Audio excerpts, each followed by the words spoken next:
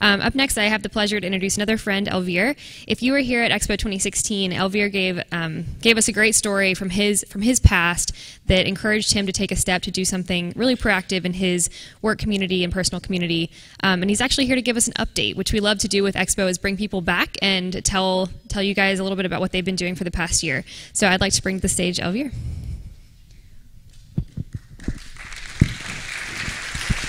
Hi, thank you. Hi, everybody. How's everybody doing? God, this light is bright. My name is Elvir Berbic. We only have 10 minutes, so I'm going to really quickly transition to my friend Dadhi here. I want to give you an update about something. If you don't know me, if you haven't met me, I am a former refugee from Bosnia. I came here when I was 14 years old in 1995.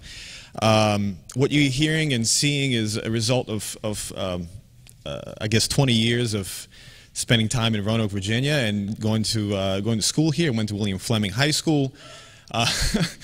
I both along with my brother, younger brother. I also went to Radford University for my bachelor's degree, to Virginia Western for my associates, and of course I went back to get my master's at Radford University in communication. After that, I spent most of my working career in higher education, and I worked for Virginia Tech School of Medicine. My younger brother, is a physician. He currently works in New Jersey. So that was the story that I told last year, and I currently want to just give you an update about something that's significant to this story. Is that we created, actually I founded the Refugee Scholarship at Virginia Western Community College in last year. The gentleman that's on my left is a first winner of that scholarship, but I want to tell you how that story came about, and is because of people like you. So let me just see if we can give you a... Whoops, what did I do? Do we have slides? Sorry about that.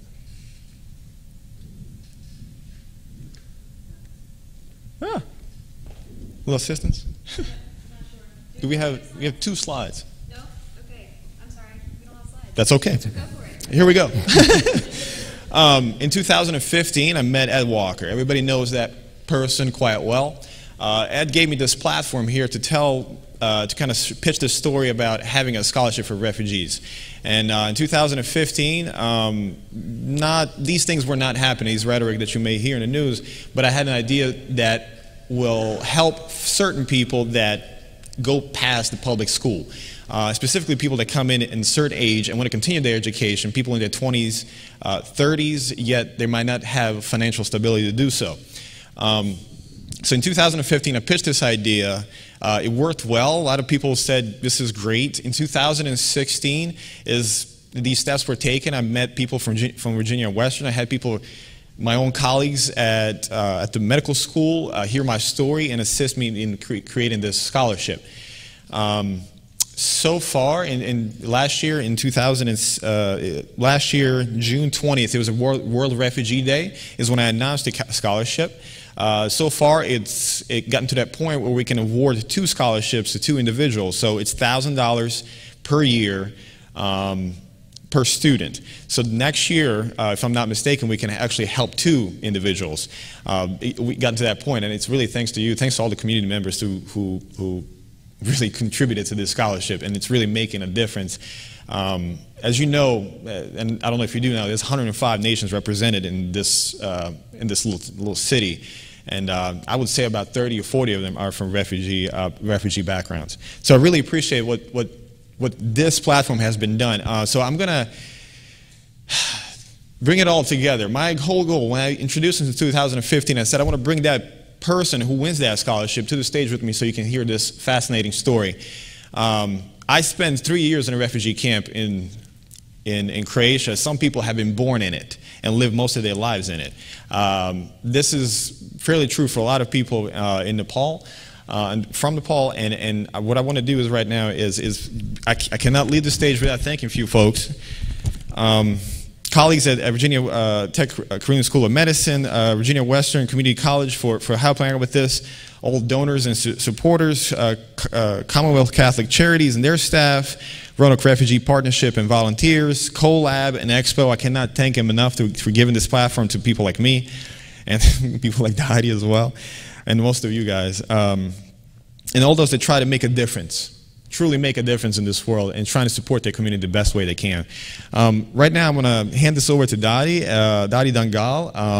Dadhi has an interesting story. We don't have a lot of time, but I really hope you came here to understand. I know you did, and I hope he tells you a story that helps you understand what some people on the other side of the world go through. So, take away, Dadhi. Hello, good morning, everybody. Namaste. Namaste means good morning in my language.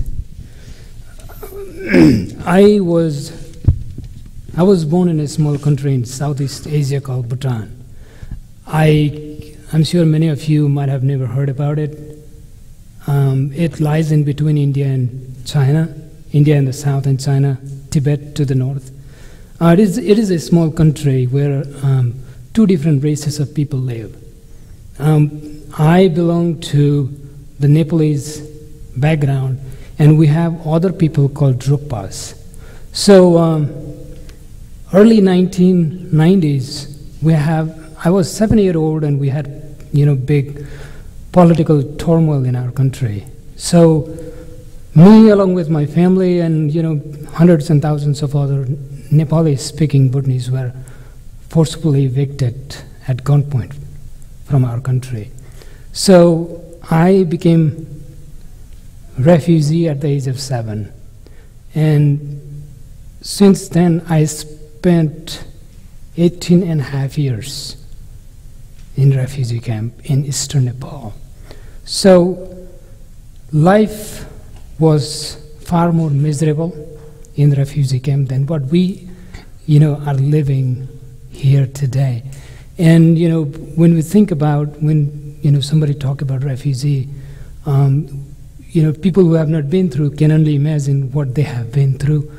But life inside the refugee camp is so worse that we never had enough to eat, drink. I mean, even there is no, it was hard to fulfill the basic needs throughout that long period of time. So in 2008, US government, along with other 7 different nations around the world, decided that our refugee problem was not going to be resolved. We are not going to be accepted by our country, Bhutan. So they decided to resettle us in 7 different countries, including US, Canada, Norway, Norway, Netherlands, Denmark, Australia. So me and my family, we picked USA because, US, we thought, and even today, people in that part of the world, they think that this is the most safest place in the world. This is the greatest nation in the earth. It's not only me, but everybody in those part of the world, they think that this is the land of opportunity. And for me, I came to this country when I was 27. After living in crisis for so long, it was so difficult to start life again. For a refugee like me, they used to tell us during the process of coming to US, USA means U stand for you, Y-O-U-U. S stands for you start your life again as a normal person after you resettle to US. So it happened to me, it was difficult. I came with my parent, my father was 70, and my mother was 65 at that time, and they never went to school. They don't even read and write my own language. So it was difficult for them, but for me, it was a different kind of challenge. Even though I studied English throughout my school life, speaking English was really difficult. So in 2008, it was hard to find a job, even, like a cleaning job or working in a restaurant. It was a really difficult time. So when I look at my parent at the age of 70, that they, without knowing any language, living in a different country with different people, language, it was totally different for them. But for me, at least I can understand people, even those many people would not even understand me while I was talking to them, So it was hard. And I decided to go back to school, do something else. I started taking GED classes, did my GED, went to Virginia Western. I didn't know what to do because the school system here was totally different than what we have back in those countries. And even though I was in refugee camp, I studied. We had little, small school inside the refugee camp where I learned how to read, write, and things like that. So in 2010, I thought I started going back to school. I went to Virginia Western, and I decided to do nursing. So I did. I never had medical background, so I decided to do licensed practical nursing. And it took me a long time because I had to support my family, work full-time, school part-time. So I did that. After a couple of years, I was able to finish my licensed practical nursing. And then I worked for a year, and then I decided to do something more. And then I went back to school and did the bridge program that Virginia Western now has from LPN to RN. So I did that. And on that journey, I was introduced to this Refugee Scholarship that was introduced by Mr. Elvir here. So I would like to, say thank you to Elvir for providing me such an opportunity. When I received the letter saying that I received the Refugee Annual Scholarship for $1,000, for me, it was like winning a, big lottery, because when I came to this country 7, 8 years ago, I only had like $5 in my pocket. So I would really take this moment to, express my sincere gratitude to Elvir and all of his colleagues that supported him to establish this Refugee Annual Scholarship. And I hope I will be, able to contribute to your great work one day. So right now I am working as a registered nurse in Louis Gale Medical Center. My future goal, I'm still planning to go back to school starting November of this year. For first week of November, I will be starting at Grand Canyon University. I'm trying to get my master's in nursing. So, things like people like Elvir and people like you,